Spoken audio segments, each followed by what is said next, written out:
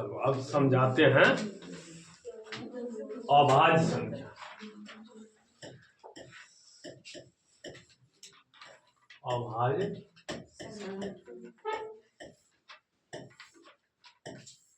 अब देखो अभाज्य संख्या क्या होता है, वैसे संख्या जिसका दो फैक्टर है, वैसे संख्या जिसका दो फैक्टर यानी दो गुणनखंड है। जैसे मान लीजिए सबसे छोटी अभाज्य संख्या 2 होता है, तो 2 कितना से कट रहा है, 1 और 2 से, 1 और 2 से, 1 से भी कट रहा है 2 से। अब कोई पूछ देगा कि 0 क्यों नहीं अभाज्य संख्या, क्योंकि उसका दो फैक्टर नहीं है, उसका दो फैक्टर यानी दो गुणनखंड नहीं है, और 1 भी नहीं है क्योंकि उसका भी एक ही गुणनखंड है, इसलिए एक अभाज्य संख्या नहीं हो सकता है। तो सबसे छोटी अभाज्य संख्या क्या होता है, 2। तो लिखो अभाज्य संख्या लिख के दे दो, सब लिखो। अभाज्य संख्या इंग्लिश में लिख देना प्राइम नंबर। अभाज्य संख्या क्या कहते हैं इंग्लिश में, प्राइम नंबर। लिखो तो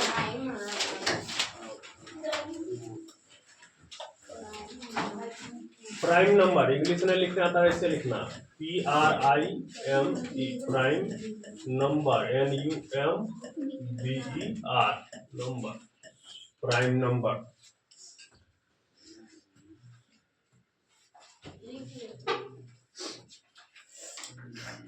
लिखो अभाज्य संख्या प्राइम नंबर।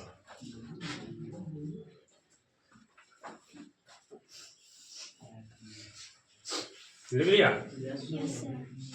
देखो देखो वैसे संख्या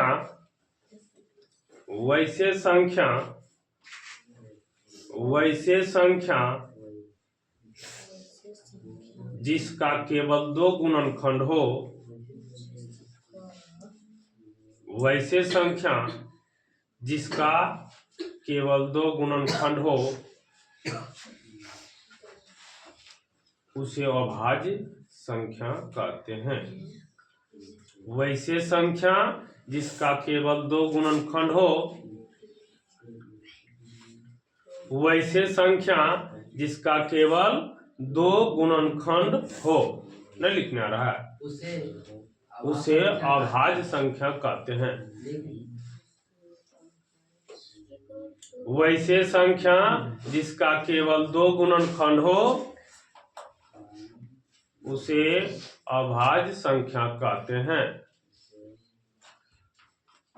नीचे में स्टार देके लिखना है।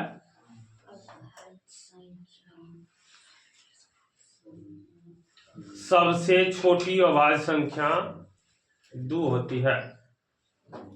सबसे छोटी अभाज्य संख्या, सबसे छोटी अभाज्य संख्या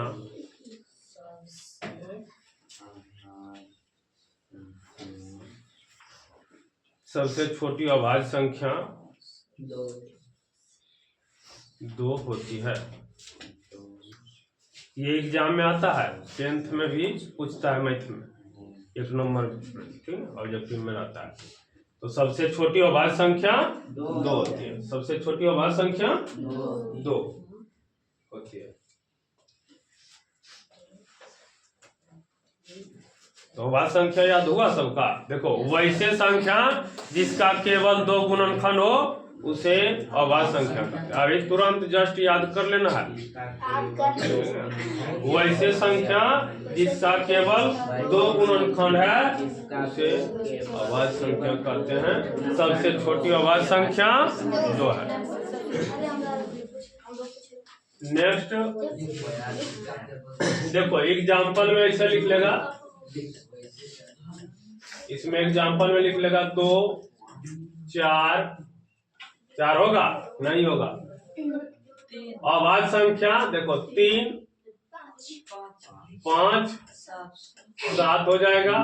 9 होगा, नहीं होगा। 9 का अब देखो 9 क्यों नहीं खाते हैं, इसका देखो 3 से भागा दे रहे हैं, 3 आया, अब फिर 3 से भागा देंगे तो इसका 3 वो हो जाएगा गुणनखंड। हम लिखाएं कि केवल 2 गुणनखंड होने।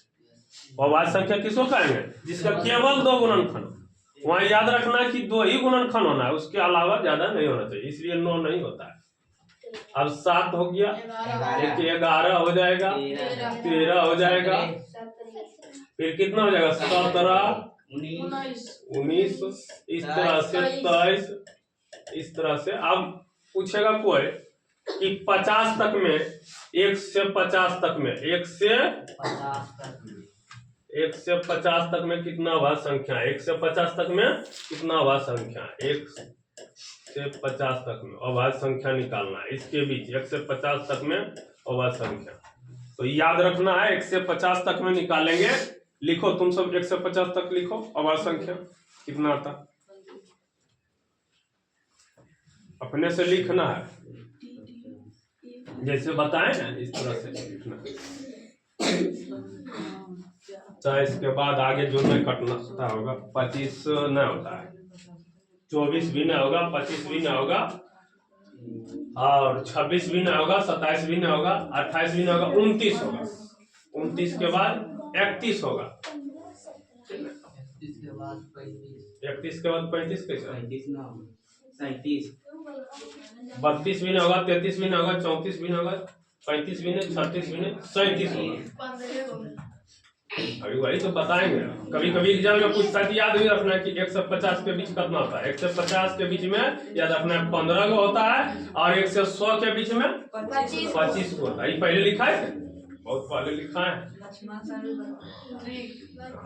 ट्रिक तो काम नहीं करेगा, जब याद रहेगा तब ये काम करेगा। ट्रिक जो है बहुत सारे क्षण भर के सुख नहीं देता है, पूरा ट्रिक हमेशा काम नहीं करता, याद रहेगा तब काम करेगा। जैसे मान लिया मित्र पर गमछा झाड़े को बताएं, अब सब जान सकता है कि मित्र पर गमछा झाड़ में कौन कौन होता है, राजी पहले याद रहेगा तब दिमाग लगाया कि मित्र पर गमछा। कर्क रेखा 8